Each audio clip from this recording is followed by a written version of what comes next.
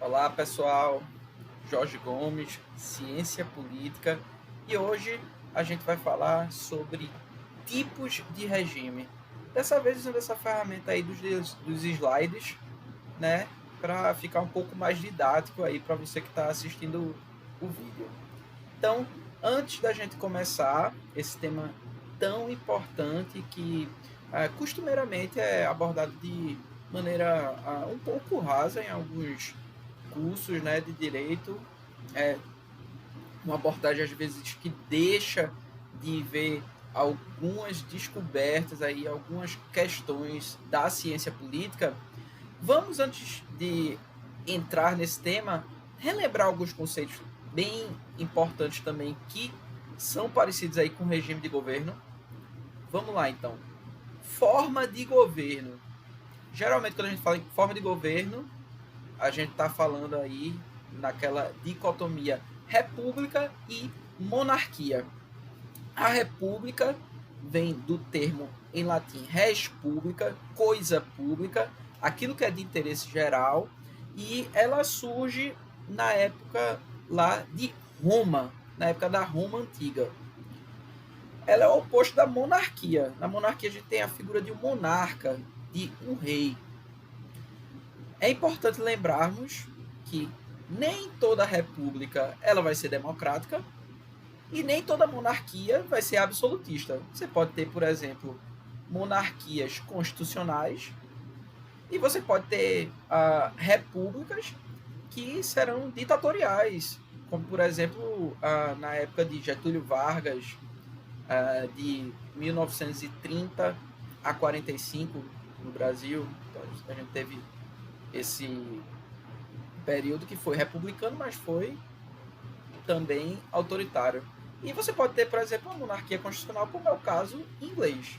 Né? Você tem uma monarquia, mas você tem também um parlamentarismo muito forte lá, e quem manda efetivamente é o parlamento.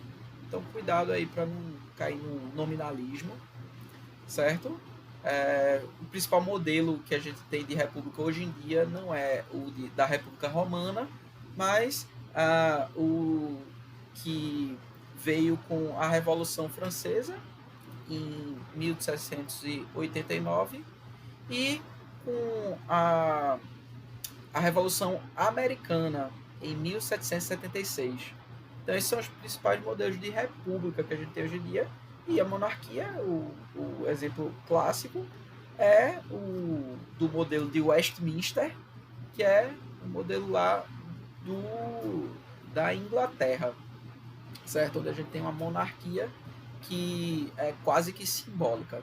Tá? A família real é quase que uma questão cultural lá. Forma de Estado, a gente tem duas formas principais que são citadas: a federação e o Estado unitário. O que varia entre as duas é o grau de descentralização. Na federação, você tem um federalismo, então você tem mais autonomia entre os entes dentro do Estado, e no Estado unitário você tem lá um grau de centralização muito maior. É o caso também da Inglaterra. Mas você pode citar também Israel. Bom, sistema de governo. Os principais são presidencialismo e parlamentarismo, mas a gente também tem uma forma híbrida, que é o semipresidencialismo.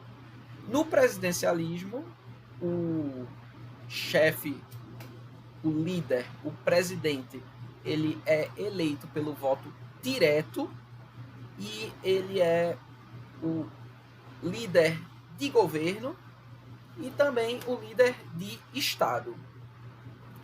No parlamentarismo, o primeiro-ministro é eleito pelo parlamento e o parlamento é que é eleito pelo voto direto do povo. Então, o primeiro-ministro ele não recebe o voto direto da população, certo? Para o primeiro-ministro cair, ele precisa de um voto de desconfiança do parlamento e ele não tem mandato fixo, então ele pode governar por muito tempo, como foi o caso, por exemplo, de Margaret Thatcher na Inglaterra, ou mesmo de Angela Merkel na Alemanha. E no presidencialismo os mandatos são fixos, o que enseja muitas vezes um conflito entre o parlamento, que foi eleito pelo voto direto, e o presidente, que foi eleito também pelo voto direto. Então você tem uma legitimidade dual que muitas vezes gera um conflito. O presidente, para cair, ele tem que ou completar o seu mandato ou passar por um processo de impeachment, que não é a mesma coisa que um voto de desconfiança. Funciona de maneira diferente. Para o primeiro-ministro cair, como eu disse, é necessário um voto de desconfiança do parlamento, e aí ele perde a maioria e cai. E o primeiro-ministro, ele é apenas chefe de governo, ele não é necessariamente o chefe de Estado. A gente também tem um modelo híbrido, que é o semipresidencialismo, como é o caso de Portugal ou França. No semipresidencialismo você tem características do presidencialismo e do parlamentarismo. Geralmente o presidente vai ser o chefe do exército, o chefe de Estado, tá? O representante do Estado, mas ele não vai ser o líder do governo. O líder do governo vai ser o primeiro-ministro. E aí você pode ter umas situações bem interessantes de coabitação, por exemplo, onde você tem um presidente de um partido e um primeiro-ministro de outro partido, dividindo aí o poder, como foi o caso lá com no governo Mitterrand, na França, com Jacques Chirac como primeiro-ministro. Isso se eu não estiver enganado, tá? Mas você tem esse modelo híbrido, tem até várias propostas para o Brasil entrar nesse tipo de governo, tá? Nesse sistema de governo. E finalmente chegamos aí aos regimes de governo. Os principais tipos de regime de governo contemporâneo são o autoritarismo, o totalitarismo, a democracia e o Estado Democrático de Direito, ou Estado de Direito. Então, vamos começar pela democracia. Você já deve ter ouvido aquela frase, né? Democracia é o governo do povo, pelo povo e para o povo. Você certamente ouviu isso nas aulas lá, na quarta série, não sei quando. E, bom, você talvez pensasse que essa é uma frase da sua tia lá do maternal, mas não. Isso é uma frase de Lincoln, tá? Abraham Lincoln. E ela é uma frase que sintetiza bem uma visão clássica da democracia. Mas essa é uma visão um pouco furada, sinto dizer. Essa versão da democracia como governo do povo, pelo povo e para o povo não faz muito sentido na prática. É uma visão meio utópica e ingênua da democracia. Então vamos para uma visão um pouco mais realista. Vamos lá. Schumpeter foi um teórico, tá? Um economista, que ele propôs uma visão mais realista a respeito da democracia. Ele faz uma disruptura com a visão clássica da democracia, que é essa visão que tem a democracia como expressão da vontade geral, como governo do povo, pelo povo e para o povo. Schumpeter vai dizer que, bom, democracia não é nada disso. A democracia, ela não é assim tão eivada de todos esses conceitos bonitos. Na verdade, a democracia seria simplesmente um método. Então, governo do povo é uma coisa. Governo chancelado ou aprovado pelo povo é outra. A democracia não seria necessariamente o governo do povo. Afinal, o que é povo? O povo tem CNPJ? Existe uma entidade monolítica, abstrata, chamada povo? Ou o que a gente tem é uma constante competição entre elites políticas que representam parcelas da população? Então, muito provavelmente, o que a gente tem na democracia não é um governo do povo, mas sim um governo aprovado pela maioria da população. O povo, como eu disse, não tem CNPJ, não tem personalidade legal. E o que vem a ser bem comum? Porque muita gente diz que a democracia é a expressão da vontade geral, utilizando aquele termozinho lá de Rousseau. Ora, vontade geral vai ser uma coisa que vai variar de pessoa para pessoa. Se eu fosse perguntar para todo mundo que assistiu o vídeo o que é a vontade geral para você, cada um ia dizer uma coisa. E as vontades, por sua vez, elas são manufaturadas. muitas vezes, o que a gente acredita que quer, na verdade, é o que uma elite política botou na nossa cabeça que a gente quer. Na verdade, seria o que Schumpeter dirá que são as vontades manufaturadas. Então a gente é muito influenciado pelo marketing político, pelas elites, pelos políticos, tá? Pela mídia. Então a gente às vezes acha que está aprovando alguma coisa, mas a gente na verdade está só participando de um grande jogo, de uma grande competição entre elites políticas, tá? Essa seria a democracia para Schumpeter. E aí, qual seria então a natureza humana na política? Será que a gente senta numa roda e debate debate propostas de políticos? Bom, no mundo em que eu vivo não é assim. A natureza humana na política ela é muito influenciada pela paixão, pela lógica de torcida, né? Pelo efeito de manada mesmo, por uma série de mimetismos e relações grupais que a gente tem que vão influenciar como a gente vai escolher nosso voto. Então não é um processo tão racional quanto a gente pensa, e todos nós, inclusive eu, temos vieses ocultos que a gente não tem acesso, tá? Então as pessoas têm limitações cognitivas, limitações de tempo, de dinheiro, enfim, uma série de limitações que impedem elas de estudar da maneira mais adequada as plataformas políticas e fazerem a escolha da melhor maneira possível. Na real, a gente sabe que a gente escolhe muitas vezes em argumentos como follow the leader, ou seguir simplesmente o que o seu líder político, religioso disse.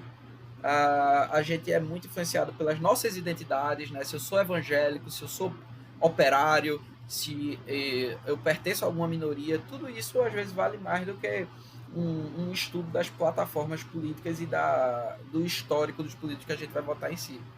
E para você que talvez esteja meio abusado com essa figura que eu coloquei, isso é uma figura de um cara torcendo pro Brasil no fatídico dia do 7-1, tá? Não tem nada a ver com nenhum movimento político que se apropriou das cores da bandeira nacional, certo? Então a natureza humana na política é essa, é da irracionalidade mesmo e das paixões, dos vieses.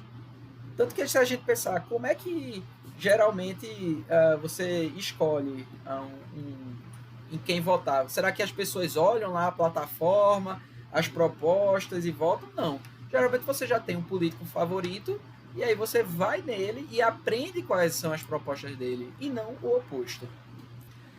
Quais são os problemas da visão schumpeteriana? Bom, é uma visão que é interessante, é uma visão bem pragmática, bem direta ao ponto, muito operacionalizável, mas ela tem uma série de problemas. Será que só a eleição é sinônimo de democracia? Será que democracia é só método mesmo? Será que governos autoritários também não podem ter eleições? Spoiler, podem sim. É o caso, por exemplo, da Venezuela, que tem eleições, mas não é uma democracia. E democracia envolve apenas e tão somente o ato de votar? Esses são problemas aí que são suscitados pela visão schumpeteriana da democracia. Uma visão menos minimalista e um pouco mais completa é proposta por Robert Dahl, que traz aí a noção de poliarquia. Poliarquias seriam as democracias da vida real, já que o termo democracia é uma espécie de atoleiro semântico. Cada um que diga o que é democracia, então Dahl propõe um termo para falar das democracias da vida real, que seriam as poliarquias.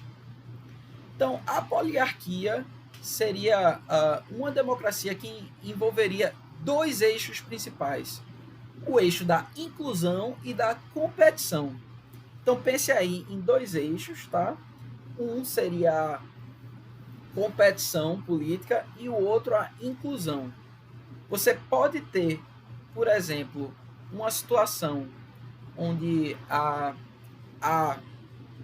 competição política, mas não existe inclusividade. É, por exemplo, o caso da Inglaterra antes do sufrágio universal. Então, havia direitos individuais, havia a possibilidade de você criticar o governo, mas não havia o direito de todos participarem do processo. Você pode também ter uma situação de inclusividade total, onde todo mundo pode participar do processo político, mas você não tem liberdades individuais respeitadas. Você não pode criticar o governo. É o caso, por exemplo, da ditadura cubana, ou mesmo da época da União Soviética, onde pouca gente sabe, as pessoas tinham sim direito de votar, mas você não podia criticar Stalin, por exemplo. Ou o voto já era... os candidatos já eram pré-fabricados. Então você tem aí uma situação incompleta. E uma situação ideal seria onde você tem inclusividade e, ao mesmo tempo, você tem competição. Eu acabei não colocando nos slides, mas aí você tem uma tipologia, tá? Dos tipos de poliarquia, dos tipos de governo que você vai ter, tá? E aí você pode ter uma oligarquia competitiva, que é justamente aquela situação que eu falei, onde você tem possibilidade de competição, possibilidade de contestação, mas poucas pessoas participam desse processo. Você pode ter uma hegemonia inclusiva, onde todo mundo participa do processo, mas, em contrapartida, você não tem possibilidade de fazer oposição, de criar partidos políticos, de criticar o governo, tá? Você pode ter também uma hegemonia fechada, que seria uma ditadura clássica. Vamos pensar aí, por exemplo, talvez a Arábia Saudita se encaixa aí nisso. É cada vez mais raro você ter uma hegemonia fechada hoje em dia. E a ponta aí do processo seriam justamente as poliarquias, onde você tem inclusão total e contestação. Então, Dow vai propor 3 axiomas para a gente pensar a poliarquia. Vê que interessante. Ele diz: a probabilidade de um governo tolerar uma oposição aumenta na medida em que crescem os custos de sua eliminação. Segundo axioma, a probabilidade de um governo tolerar uma oposição aumenta com a diminuição dos custos esperados de tolerância. E o terceiro axioma: quanto mais os custos de supressão excederem os de tolerância, maior a probabilidade de termos um regime competitivo. Trocando em miúdos, é custoso num regime democrático que você como é que eu posso dizer, suprima a oposição. É custoso, você tem uma série de custos. Por outro lado, é muito de boa, é muito tranquilo você tolerar a oposição num governo democrático, numa poliarquia.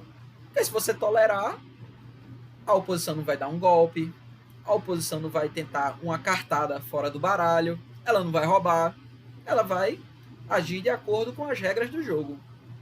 Então, é mais ou menos isso que Dow quer dizer com essa questão dos custos de tolerância, tal, dos custos de supressão. Ok? Chegamos então no autoritarismo. A gente só passou por cima aí sobre essas questões da democracia. E em relação ao autoritarismo, eu acho que a obra mais badalada do momento para a gente pensar no autoritarismo é How Democracies Die, de Levitsky e Ziblatt, 2 pesquisadores da Universidade de Harvard. Então, a gente geralmente pensa num regime autoritário, a gente pensa numa ditadura clássica, né? Mas você pode ter, por exemplo, uma ditadura onde tem eleições, tá? Agora as eleições são fraudadas, você não tem liberdades totais, a imprensa é amordaçada. É muito fácil a gente pensar nisso, né? Mas você deve estar talvez se perguntando como é que a gente faz para reconhecer um político com pretensões autoritárias. Então, Juan Lins, que é um cientista político, ele é citado por Levitsky e Ziblatt, e ele cria um manualzinho para a gente conseguir identificar os principais comportamentos de um líder autoritário. Vamos lá aos 4 principais comportamentos que um líder autoritário transparece e como a gente pode ficar ligado, né, para observar essas características e não dar trela para esse pessoal. Característica 1. Rejeição às regras democráticas do jogo. Se o líder diz, ora, se eu perder é porque as eleições foram fraudadas, ele está rejeitando as regras democráticas. Se você perdeu, meu amigo, no Brasil é porque você perdeu. A gente tem um sistema robusto, tá? Ah, não, porque eu vi um vídeo no WhatsApp que diz diferente. Eu recomendo você ver alguns indicadores e parâmetros mais sérios, como por exemplo a Freedom House, o VDEM e outros índices que mostram sobre a confiabilidade das eleições, tá? Nossas eleições, elas são fidedignas aos resultados.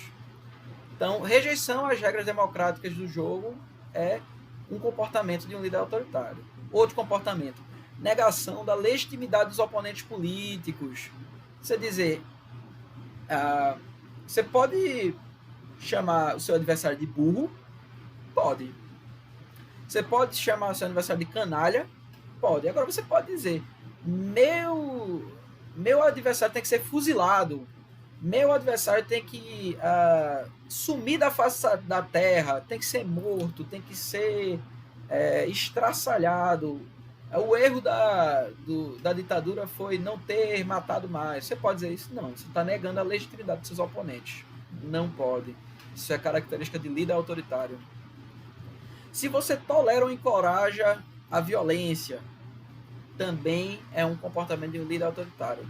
E se você mostra propensão a restringir as liberdades civis dos seus oponentes, principalmente a mídia é o principal inimigo de qualquer líder autoritário. Se você tem propensão a chamar jornais e jornalistas de canalhas, por exemplo, você está demonstrando o comportamento de um líder autoritário. Interessante a gente lembrar, autoritarismo não é o mesmo que totalitarismo. Essa é uma divisão que quem faz é Hannah Arendt, naquele livro As Origens do Totalitarismo. E os principais exemplos de totalitarismo seriam o stalinismo e o nazismo. O stalinismo e o nazismo, eles foram muito mais do que autoritários. É o regime do terror. É o inferno. Nada é possível, é vigilância 24 horas, é Big Brother. Já o autoritarismo ele seria mais brando, entre aspas. Existe uma grande discussão, por exemplo, se o regime de Franco na Espanha ou de Salazar em Portugal foi totalitário ou autoritário. Então, entrando numa polêmica aí, já que o pessoal gosta, existem muitas comparações entre o nazismo e o stalinismo, tá? E alguns vão até adiante e dizem que nazismo e comunismo foi a mesma coisa. Ora, vamos clarificar isso.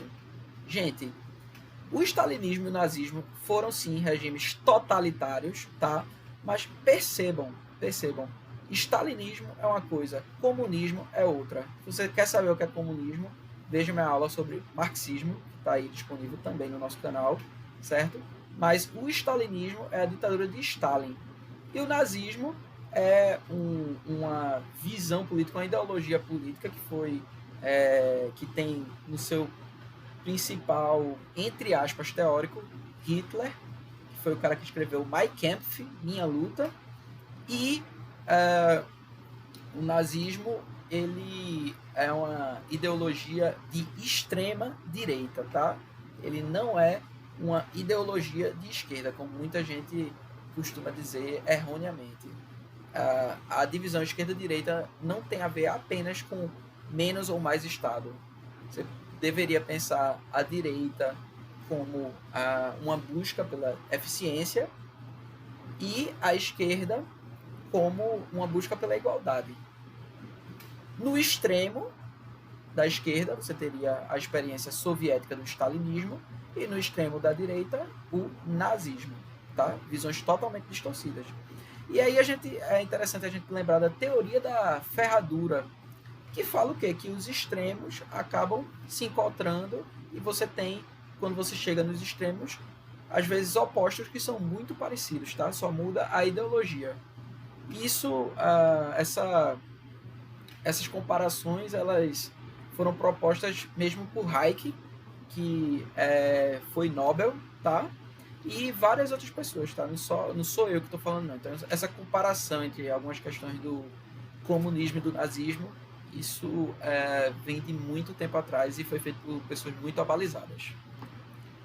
E, por fim, o Estado Democrático de Direito, ou Estado de Direito, seria aquela questão não só das eleições, da regra democrática, do majoritarismo, ou seja, a vontade da maioria da população, através do método majoritário das eleições, mas também o constitucionalismo, que serviria aí como uma amarra, como freios para que maiorias desenfreadas e apaixonadas não fossem guiadas por líderes populistas, por exemplo, e aí acabassem matando a democracia através do próprio método democrático.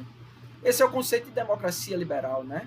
Majoritarismo e constitucionalismo. Então você tem as eleições, mas você tem também amarras às maiorias, você tem proteções às minorias, certo? Você vai ter a questão do checks and balances, dos freios e contrapesos, a divisão muito clara entre os poderes, certo? E até mesmo um incentivo para o conflito institucional, um incentivo para a competição entre os ramos do governo, entre executivo, legislativo e judiciário. Cada um fiscalizando um ao outro, certo? Essa é a questão do Estado Democrático de Direito e é isso, pessoal. Terminamos aí nossa aulinha, espero que vocês tenham gostado, ok? E a gente se vê futuramente em outras aulas sobre temas aí caros, a teoria geral do Estado e a ciência política em particular. Um grande abraço.